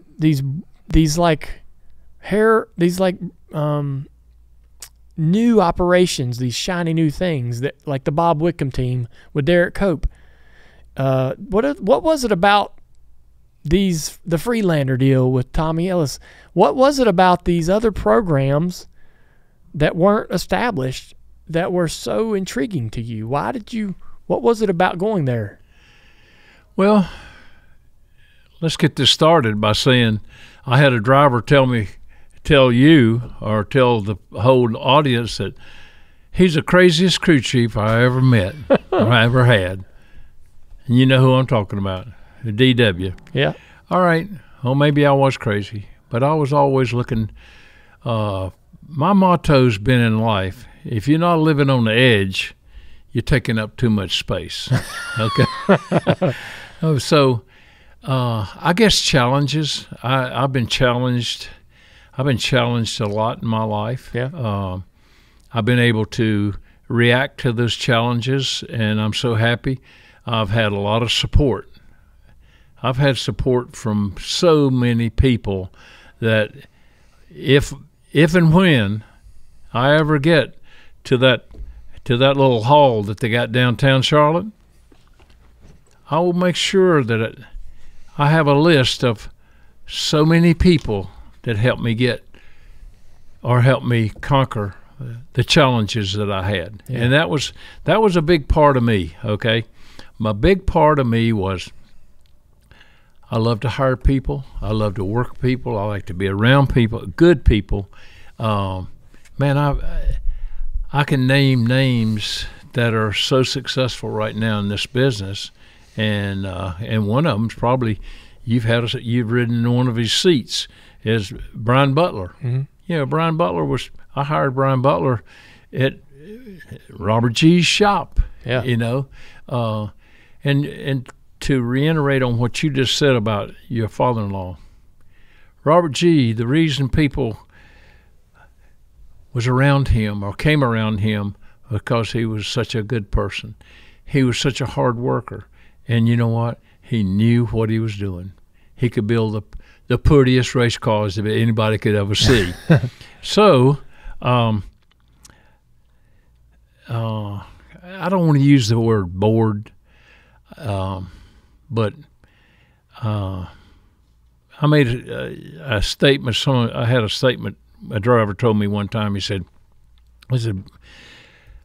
I picked the pit, okay? I picked the pit to where I could win the race. We could win the race, not win a championship, okay? That may be my problem, that I never etched that little deal with the championship. But anyway, the driver said, I've won enough races. I want to win a championship. And so had I looked that way, I might have been better off or more successful. And had I won a championship, I may have stuck it out or tried to win 7 championships like Jimmy Johnson. You know, Johnson and those guys, one place, 7 championships. Yeah. Never left. Yeah. Okay. And but you think you would? Do you think is it maybe fair to say that you would go to these teams and go to the big teams, win, have success, and you're like, hey, I've done what I came to do, and you would see another challenge and say, I want to go, because I think that I'm similar in that way. Is like I see something I want to get involved in, and I dive in 100%. I get what I want out of it, and then I move on to the next thing that I see that I want to get involved in and I want to have success with, and whether it's hobbies or whatever. And racing's hard work, but it's not a job. It's a passion. It's a love. It's a thing that you love to do and want to succeed at. And I can't imagine there were a lot of guys it's not uncommon for crew chiefs to be those nomads, right? Like have success, kicked ass. Oh, I did what I said I would do and wanted to do here, and now I want to go try to do it here. But it was interesting to me, I guess, how you would bounce not from just all great teams. Like you would start a brand new team, or you would go to an unestablished team or a team that hadn't had success and try to make an impact there, like the Ron Benfield program, or that that the deck's stacked against you when you're going to take Johnny Rutherford to the racetrack in a brand new car and a brand new team to try to compete against all the heavy hitters. You know that you're in a tough spot, but you like to do it. You like that challenge. Am I right? I had 2 jobs in my life. One was a glass mechanic at Pritchard Paint and Glass Company. Mm-hmm. The other one was NASCAR racing. Okay, man, I've been a fan. I used to go to the Bristol as a fan. You don't want to get into all that, but. I ran with a group that loved go NASCAR racing. We go to Daytona and July 4th and go stay at the Castaways and put on diving exhibitions and crazy shows and with Donnie Allison. And Donnie Allison was a diver also. I didn't know that. Yeah, he was Florida State diving champion. He and I used to meet in Daytona and put on the shows, on the diving shows. Oh, my gosh. Yeah. But anyway, my sport and my love and my job was NASCAR racing. Okay, I've loved every bit of it, from Big Bill France to Big Jim France, to Little Bill. Mm-hmm. They call him Little Bill. Yeah. They all represented such a great organization, and still to this day, and I hope it lasts forever. But again, it gave my sisters, my wife Judy, worked at Charlotte Motor Speedway with Slick Johnson and all that group over there, and so Todd and Brad. I must not have done too bad, because both of them followed me. It's kind of like your dad. He didn't do real bad because you followed in his footsteps and made him very, very proud. I agree. Todd would go on to work for Penske, Petty, RCR, and Yates, one of the most successful crew chiefs with 31 career wins. And Brad would crew chief in the Xfinity Series and he's worked for several teams as well and had his own successes. You were in the sport for 34 years, and I like the term that today people in the sport, the drivers, the industry, the mechanics, the crew chiefs are all standing on the shoulders of giants, and you're one of those people that they're standing on right now. You helped pave the way. You helped make the sport what it is today. It's been a lot of fun for me to sit here and talk to you today and talk about all of the things that you had your hands in. And it's a lot. It's more than we could ever have time in the day to discuss. I try to do my best to get from one decade to the next and one era to the next, and give, shine a light and celebrate you and everything that you've accomplished. But you have a great reputation, Buddy Parrott, and when people say that name, they know who it is. And good or bad? I think a lot of people really admire all of the things that you were a part of, and I learned today a lot of things that you were a part of that I didn't even know. So I'm thankful for that. This is what is great about sitting in this room, and at least for me, is to learn so much new stuff about you. I mean, I thought I knew everything you'd done, but there was so much more below the surface that you've witnessed and been a part of, and I'm envious. I really am. All the things that you've seen, all the things that you've witnessed, all the things that you've influenced, you should be very thankful and very proud. We're lucky to be able to hear about it. So thank you for coming here today and spending a couple hours with us. And I just want to tell you that I appreciate you. Thank you very much. Well, thank you for having me, and thank you for having the Parrott family, and thank you for the questions. Were very honest and great. I would like to say that without people like you, our sport wouldn't be what it is, because the history, you're more into the history. We could sit and talk for hours about little things or big things, but NASCAR has been my life. It's been my family's life, and I'm just proud to say that I evidently, as a father or as a mentor or whatever, my two sons followed me in the sport, Brad and Todd, and Judy even found her way, and my two sisters, Jackie and Jody. So thank you very much for having me, and anytime you need me. I was a bit apprehensive about coming on because I didn't know whether this was going to be a roast or whatever. Yeah. But it's been really great. Well, Thank you. Thank you, Buddy Parrott. I'll tell you, every guy that I bring in here, I want them to leave glad that they came. I want them to have fun, and I want them to feel like that they made a good decision. I will say also that everybody that comes in here, they tell their truths, right?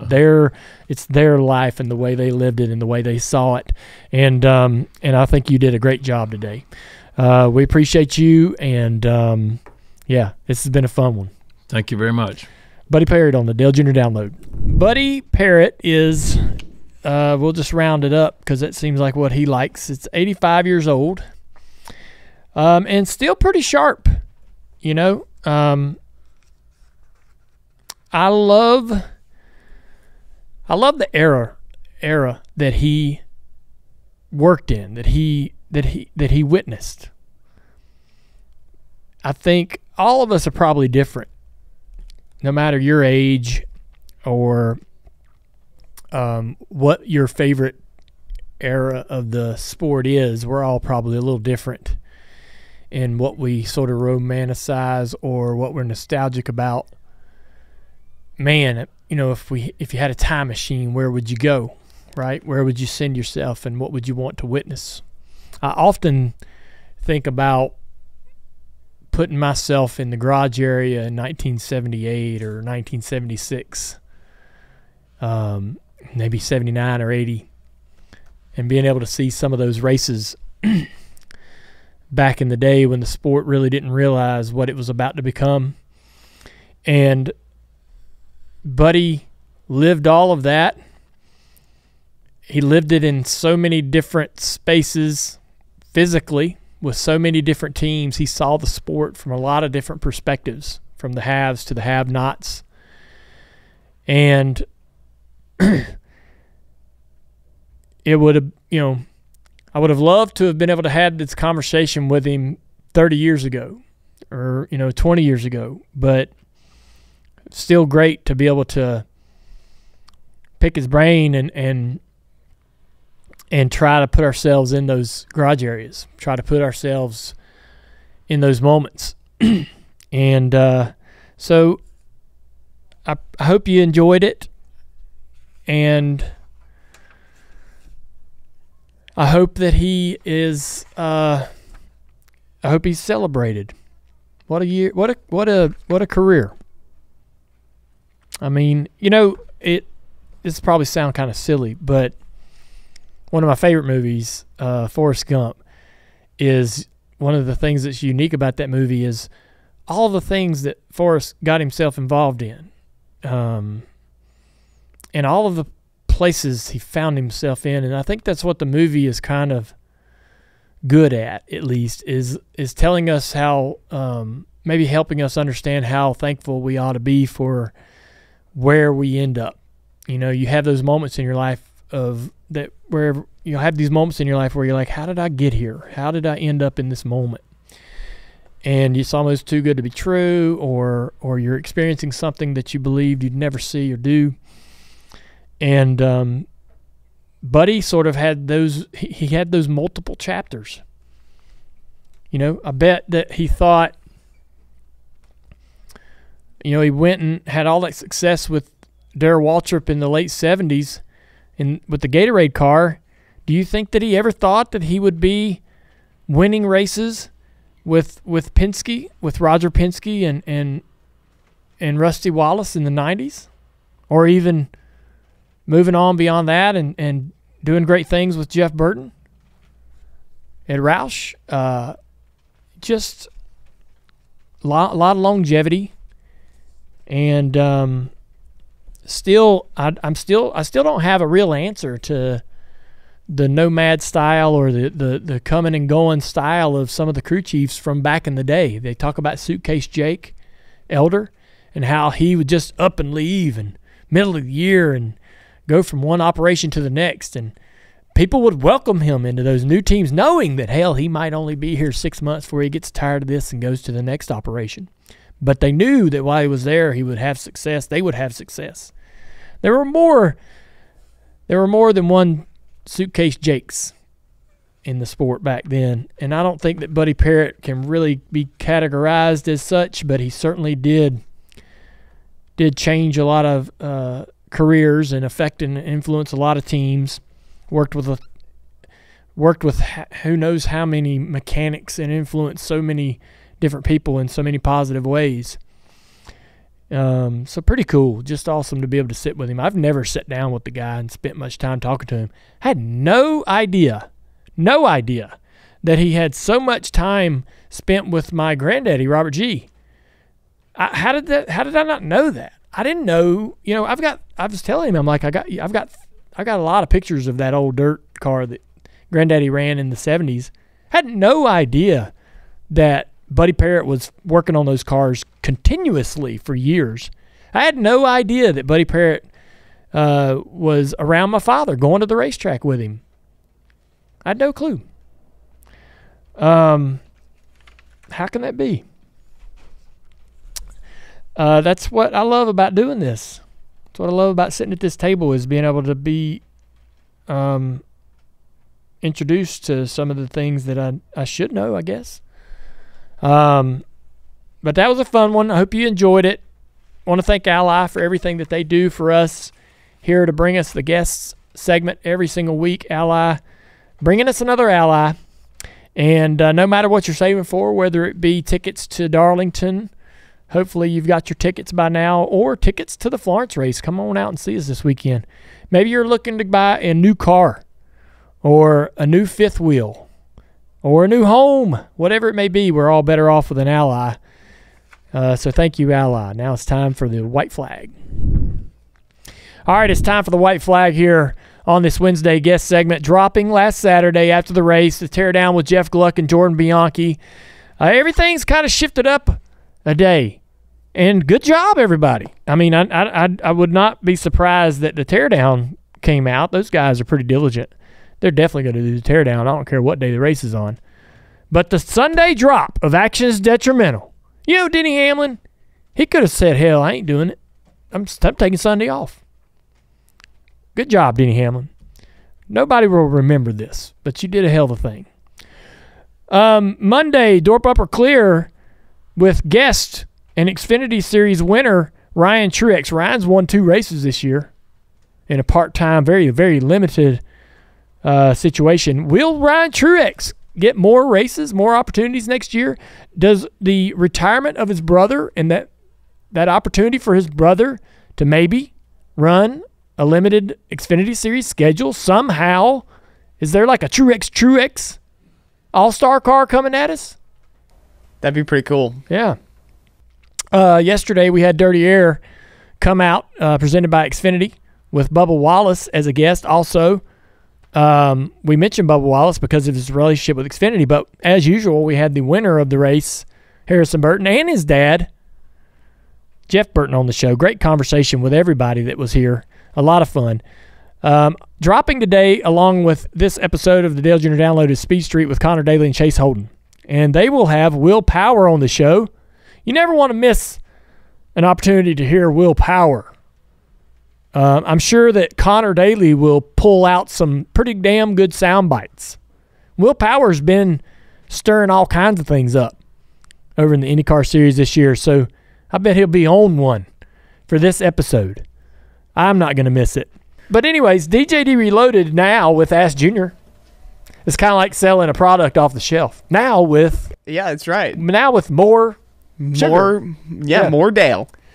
All right, DJD Reloaded. That's where Ask Junior's at. I didn't know that, so you can't find Ask Junior in the Tuesday show anymore. You can watch it live on YouTube on Tuesdays. Ah, gotcha. So if you want your Ask Junior early, tune in live. That's going to change my way of approaching Ask Junior, so that's helpful. Okay, good. Not in a bad way. Yeah, Ask Junior with DJD Reloaded, and maybe they'll talk to Parker Retzlaff. Gosh, I never can remember. He's booked already. He's already booked. Fantastic. Wow, look at that. Good job. All right, well, let's ask Parker if he got in trouble for pushing the 21. Mm-hmm. Let's ask Parker if he heard the radio transition telling him not to, and then if he did, why he decided to do it anyways. And then does he have any regrets? And has he got a smack on the wrist? Anybody, any other questions you think we should ask him? Those are some really good preliminary questions. Yep. And then we can ask him how many times people mispronounce his last name. Twice already in white flag. Yes, it's a challenging. Yeah. It's a challenging mixture of consonants. Consonants. I can't even speak. Get me out of here. I think it's a you problem. Throw me away. Throw me away.